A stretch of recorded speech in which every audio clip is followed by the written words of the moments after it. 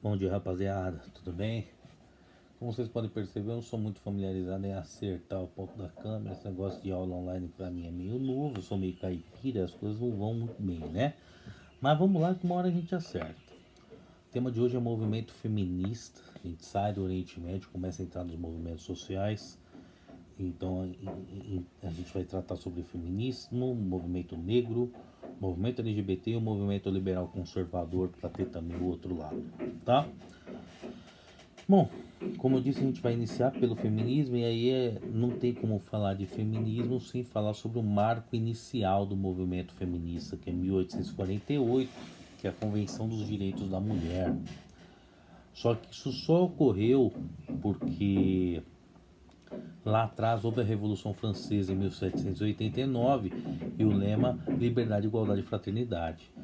A primeira feminista da história chama Marie Gouzet, ou Olympe de Gouget, que era o pseudônimo que ela usava. E ela se indignou porque ela considerou aquela Declaração dos Direitos do Homem e do Cidadão, produto da Revolução Francesa, como algo que não contemplava outras categorias sociais, outros grupos sociais, como as mulheres, por exemplo. E aí ela, indignada, em 1791, já no terror jacobino, ela cria a Declaração dos Direitos da Mulher e da Cidadã, que é considerada por Robespierre como subversiva. Ela acaba sendo julgada, condenada à morte e a declaração acaba queimada. Mas isso influencia as lutas futuras das mulheres e elas vão se basear no que a Olimpíada de Gouget fez para começar a manifestar ideais de liberdade, igualdade e fraternidade. E isso vai resultar na Convenção dos Direitos da Mulher em 1848, tá? Que é realizada em Nova York. Como vocês podem reparar, eu tô com a minha colinha aqui do lado porque ninguém é de ferro, né? Então, as mulheres acabam se reunindo ali e esse primeiro momento se caracteriza por uma luta sufragista pelo direito ao voto e também por poder ter melhores condições de trabalho nas fábricas, etc e tal, tá? Então, no Brasil, o movimento feminista também, apesar de ser um pouco tardio quando comparado com o que está acontecendo na Europa, no primeiro momento vai se caracterizar muito pelo sufragismo, muito pelas melhores condições de trabalho das mulheres nas fábricas, tá? E vai abrir caminho para uma discussão de igualdade de oportunidades para homens e mulheres, já que o movimento feminista ele entende que homens e mulheres são biologicamente diferentes, mas suas colaborações devem ser igualmente valorizadas, assim como as oportunidades devem ser igualmente valorizadas, que é o que é pregado na Constituição, todos são iguais perante a lei. Outra coisa, feminismo é diferente de feminismo, tá? O feminismo foi desenvolvido nos anos 60 por uma mulher chamada Valérie Solanas, tá? Ela foi até responsável por ter dado um tiro no Andy Warhol, que é um ícone da pop art. O Andy Warhol, ele era um artista experimentalista no teatro, especialmente de renome, mas fez coisas no cinema também. E a Valérie Solanas, que havia tido uma infância abusiva com o pai, etc e tal, cai pro ramo das artes e vai entregar pro Andy Warhol ali uma peça dela. O Andy Warhol, em tese, se apropria dessa peça, nunca mais devolve para ela. Ela se revolta, entra no quarto do Warhol, dá um tiro nele. Ele sobrevive, mas vive traumatizado a vida toda. Ela é presa, hospitalizada, depois sai. E aí ela escreve um manifesto chamado Scam Manifesto, né? Ela era uma pessoa tida com alguns problemas, tal, do que hoje a gente chamaria de bipolaridade, tal, e ela escreve um manifesto que diz que homens deveriam ser abortados no ventre. Então o feminismo ele sobrepõe a mulher em relação ao homem. O feminismo não, ele prega igualdade de oportunidades de valorização, é diferente, tá?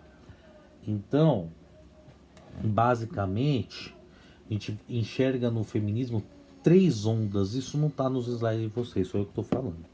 Três ondas. A primeira onda do feminismo é aquela do século XIX, vai até o início dos anos 1920, que é basicamente o que eu falei: luta por sufrágio e melhores condições de trabalho. Tudo bem? A segunda onda do feminismo vai da década de 1920 até o fim da década de 1980, que ela tem ali dois grupos mais aparentes: as feministas marxistas, que enxergam a questão da exploração da mulher dentro do espectro de classe. Como vocês viram, caiu, mas já levantei, segue o jogo. Dentro do espectro de classe.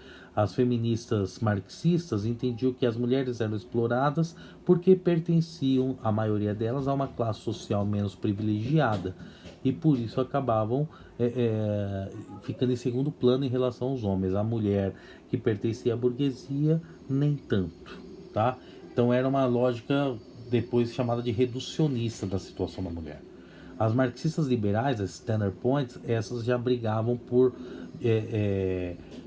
questões como o direito ao uso de contraceptivo, o direito ao prazer, pela licença maternidade. É nesse contexto que as mulheres têm alguns ganhos, tá? As feministas da terceira onda são chamadas feministas pós-modernas, né? É muito influenciada pela teoria do Foucault, dos micropoderes, né? A teoria do Foucault do micropoder estabelece que existem relações de poder para além das instituições. Não está só presente no Estado, na família, mas as relações qualquer relação cotidiana tem uma relação de poder que as pessoas tentam impor um em relação aos outros por uma questão estratégica, né? Então elas começam a valorizar a análise da diversidade. Então a situação da mulher branca é diferente da situação da mulher negra. A situação da mulher branca rica é diferente da situação da mulher branca pobre. E assim serve para a negra também. Logo as coisas vão se encaminhando nesse sentido. Tem muita influência dos estudos também da Angela Davis, realizados nos anos 80 e tal, que é influente até hoje. A Judith Butler vai desenvolver muita coisa nesse contexto também, né? Que ela trata da questão dos gêneros. Então vai encontrar muita gente importante aí nessa terceira onda, tá? Basicamente, o que as feministas têm reivindicado muito, né? O reconhecimento do direito universal à saúde, educação e previdência. Veja, em alguns lugares a mulher não tem direito à educação. Vocês viram ali, locais dominados pelo Boko Haram, né? O aborto, que eu vou falar um pouquinho já, como questão de saúde pública, questão da previdência, né? Reconhecimento da dupla jornada, a mulher trabalha muito fora e dentro de casa, então ela teria o direito de se aposentar mais cedo. Está sendo revisto, inclusive, na reforma trabalhista e é algo que tem sido contestado também pelas feministas, né? A defesa dos direitos sexuais e reprodutivos foi pauta durante muito tempo, o uso da camisinha, que até com Bento XVI era meio que tabu, coisa recente aí, estamos de uns 7 ou 8 anos atrás, era coisa de tabu, tá? E nós temos também a questão do aborto como elemento específico por um direito de cidadania, de questão de saúde pública. Veja, quando eu falo do aborto a gente detalha mais, mas há uma controvérsia, porque no liberalismo você tem direito à vida, liberdade, propriedade privada e outros. Aqueles que são contra o aborto dizem que é uma violação do direito à vida, porque ele se dá na concepção, especialmente para os grupos religiosos, e para aqueles que são a favor é a questão da liberdade, o direito de escolha da mulher, tá? Então, essa questão é muito complexa dentro das próprias constituições liberais. E o aborto como questão de saúde pública é porque morrem mais pessoas fazendo abortos clandestinos do que pessoas que vão até o SUS, né? A questão não é nem pautar pela morte, é pelo custo, né? O SUS acaba atendendo muito mais pessoas que realizam abortos clandestinos e tendo muito mais gasto do que efetivamente teria se o aborto fosse legalizado, segundo alguns órgãos que detalham essa questão do aborto no Brasil. Então é uma questão muito complexa, a gente vai detalhar mais quando analisar os abortos, tá? Então aqui no Brasil, né, entre o século XVIII e XIX, as mulheres começam a se organizar para a questão do trabalho, para a questão da educação, né? Nós temos algumas manifestações, a Anísia Floresta, uma famosa pedagoga que cria a primeira escola para mulheres no Brasil, a Berta Lutz, uma bióloga que luta pelo sufrágio, e a Jerônima Mesquita, que é uma sufragista também ativista do voto feminino, né? Aqui no Brasil a gente tem que lembrar que até os anos 40 muitas mulheres para viajar tinham que ter autorização dos seus maridos, para votar nem se fala. Essa questão do voto no Brasil é tão complexa que a gente só vai ter voto efetivamente sem restrição para a mulher a partir dos anos, a partir de 46, né? Porque o Getúlio traz a questão do voto da mulher, que participativamente, inclusive, de processos revolucionários, de manifestações diversas no Brasil, mas o voto da mulher a partir da Constituição de 34 é um voto limitado. Ela tinha que ter autorização do marido, muitas vezes ser casada para isso. Né? É só a partir de 46 que na nova Constituição daquele contexto que a mulher começa a ter direito de votar sem restrição. Tá? Em 1917, a mulher passa a ser admitida no quadro de funcionários públicos. Né? Em 1919 vem a Conferência do Trabalho e diz, olha, trabalho igual, salário igual. Essa é uma discussão que rola até hoje. Uma pesquisa do DIEESE de alguns anos atrás mostrava que a mulher recebe cerca de 27% a menos que homens na mesma função.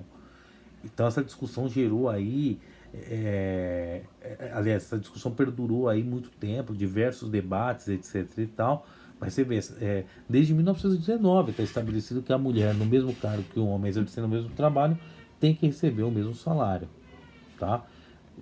Agora, se isso acontece, é uma outra discussão. Nos anos 80, as feministas começam a atuar muito fortemente contra a violência doméstica. Em 1983 veio o caso da Maria da Penha, que é agredida, toma um tiro do ex-marido, acaba na cadeira de rodas, e só em 2006 conseguiu a aprovação da Lei Maria da Penha de violência doméstica. Inclusive, ela é contra que seja aplicada a homens e mulheres. Ela entende que seria uma lei específica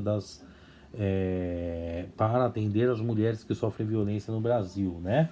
E uma coisa que é importante também é a luta que as feministas têm para participar da vida política, ter uma maior participação da vida política no Brasil, né?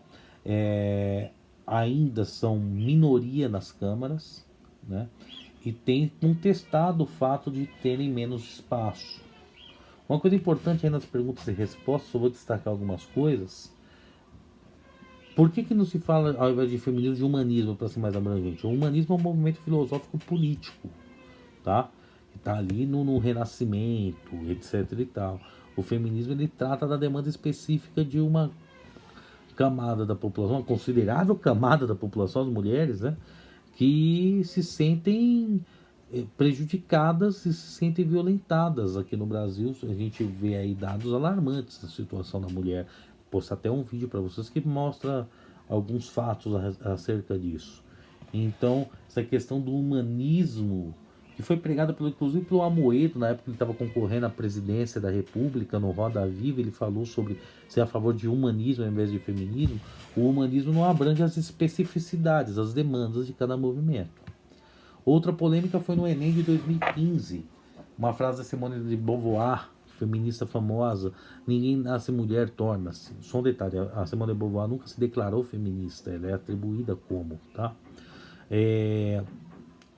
Ninguém nasce mulher, torna-se, significa que os papéis sociais de mulher variam de sociedade para sociedade e no tempo. O que foi entendido é que isso era uma contraposição ao princípio bíblico, que os papéis de homens e mulheres já estavam consolidados no nascimento.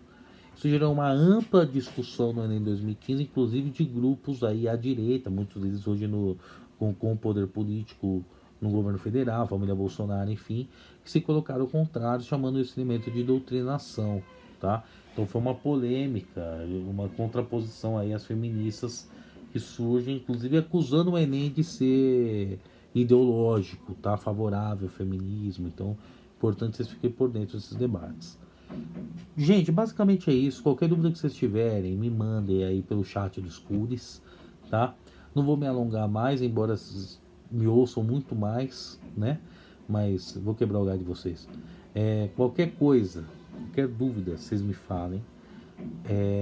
Façam as anotações de vocês no caderno, não vou pedir nenhuma atividade específica no momento sobre isso. E a gente vai se falando, se cuidem, pelo amor de Deus, tá bom? Beijo, vai Corinthians. Valeu, rapaziada.